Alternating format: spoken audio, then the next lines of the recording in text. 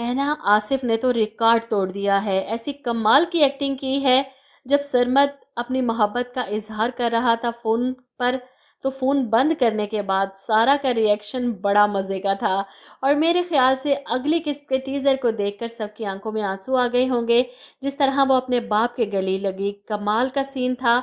वैसे तो रक्षी को पड़ने वाला थप्पड़ अगली एपिसोड का सबसे मज़े का सीन होने वाला है। जब ज़ारा घर पहुंचती है और सबसे पहले रक्षी ही दरवाजे पर खड़ी इसका इंतज़ार कर रही थी ताकि इसे वहीं से डरा धमकाकर वापस भिजवा सके। लेकिन अपने सामने इस रेस्टोरेंट वाली लड़की को देखकर ज़ारा अपने गुस्से पर काबू नहीं रख पाई। वो थप्पड़ याद आ जाता है जो रक्षी ने सबके सामने इसके मुंह पर मारा था। इसीलिए वो बात करने से पहले ही रक्षी के मुंह पर इस थप्पड़ का जवाब देती है। थप्पड़ मारते ही सवाल करती है, तुम मेरे बाप के घर में क्या कर रही हो?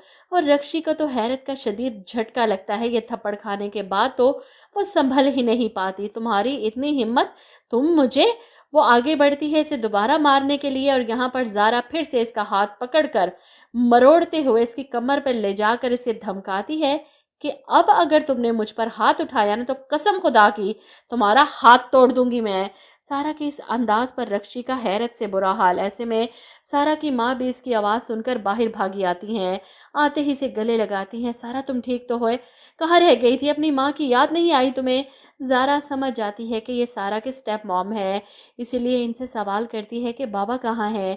सलमा को भी हैरत होती है सारा का अंदाज़ देखकर। इसने तो कभी इस तरह अपने बाप के बारे में नहीं पूछा, और इसे लगा था कि सारा डर रही होगी, अपने बाप से खौफजदा होगी, और वो इस डरी सहमी सारा को अपने आंचल में समेट कर मज़हर साहब से बचाने की कोशिश करेंगी। लेकिन सारा के चेहरे पर मौजूद कॉन्फिडेंस देखकर सलमा भी अजीब कशमकश का शिकार है।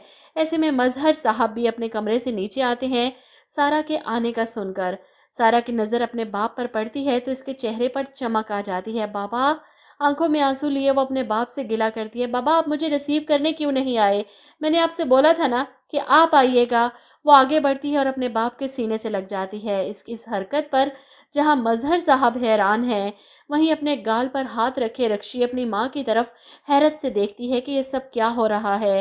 वो अपने बाप के सीने से लगी कहती है, मैंने आपको बहुत याद किया बाबा।